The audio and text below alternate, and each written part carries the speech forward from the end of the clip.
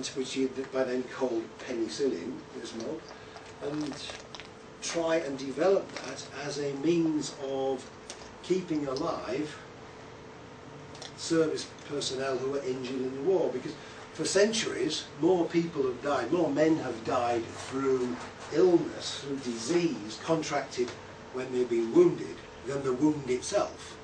That's always been the case. And because of the Second World War, this mammoth confrontation that was going on, these two doctors felt that one way of stopping the death rate from disease following a wound could be to use penicillin. And of course history has shown that it was a fabulous accidental discovery. A mode which is so good for us. And the same, I suppose, goes for bacteria. We have bacteria in our gut, don't we? Without that bacteria we wouldn't be able to digest food. So don't see these as always harmful. Some are, obviously, and that's why we talk about them. Viral agents in the workplace, fortunately rare, but they do exist in the workplace. The blood-borne conditions, some of the hepatitis types, hepatitis B, hepatitis C, viral, and it's a blood-borne virus, HIV, the same. Hepatitis A is contracted through infected feces. Virus comes from feces of individuals. So when we are looking at, in this session, those things which may be harmful to us, they take many forms. They include both chemicals and biological agents. And they get into us in one of four ways. As you can see, inhalation, ingestion, absorption and injection. Inhalation, the nose, down the airways. Ingestion, through the mouth, down into the stomach. Absorption, through the skin. Either because the substance is so fine that it will go through the pores of the skin, or you have a scratch, Peter, on your arm, and the scratch allows a product to get into your body. An injection. Now, I'm not necessarily talking a hypodermic into your arm here, but if you were to stand on a nail, for example, that punctures through the sole of your boot or shoe, something that will go directly into your bloodstream. This is how we get products into our body. I thought I'd turn Skype off. Edit that out of your film, please.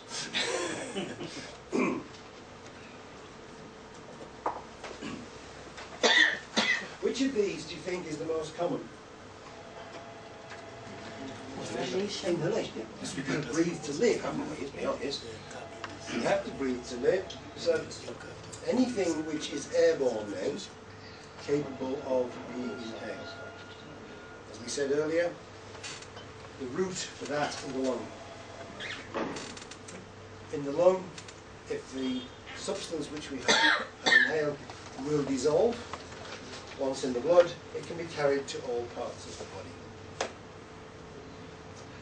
Do you think ingestion of hazardous substances is common? Is it common?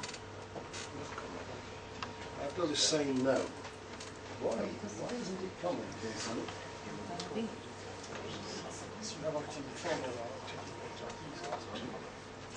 You have a control, he says. Yeah, I think you have. You have more than one control, to be honest, in your mouth. You've got a physical thing that moves around in your mouth called your tongue. So you can detect particles in your body. You also have a sense, the sense of taste. You also can detect particles, chemicals in the mouth. Now, it is because of these that it's very unusual for people to ingest harmful substances accidentally. We tend to do the same thing, don't we? If it's a physical particle,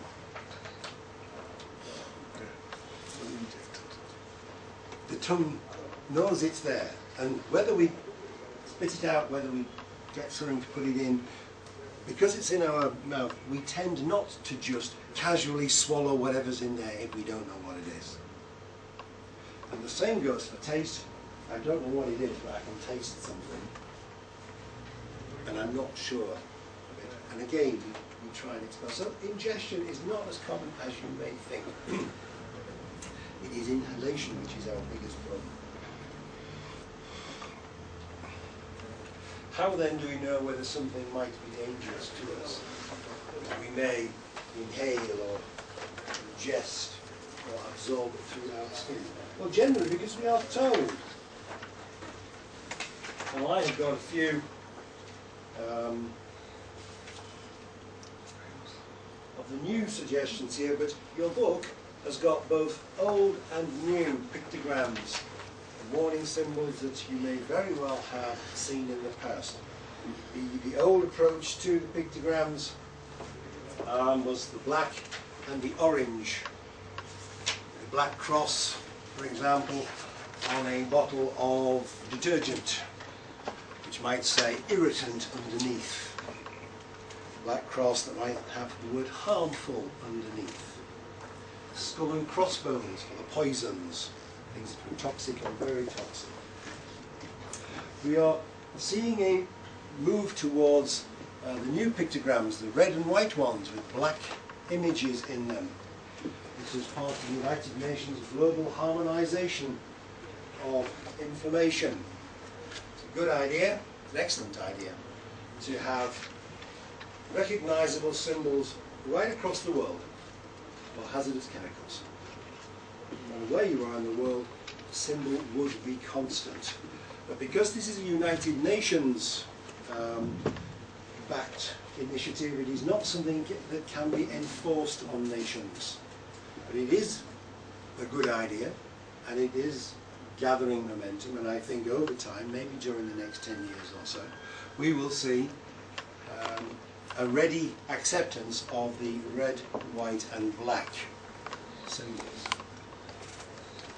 There's about 20 pages of those chemicals which are harmful by inhalation. What else might we have? Your own inspection, your own audits may be a source of information for you, as might any information from your occupational health people in the form of medical surveillance. Because let's be honest, chemicals, biological agents harm our health. And if, as some of you say, you work with these things,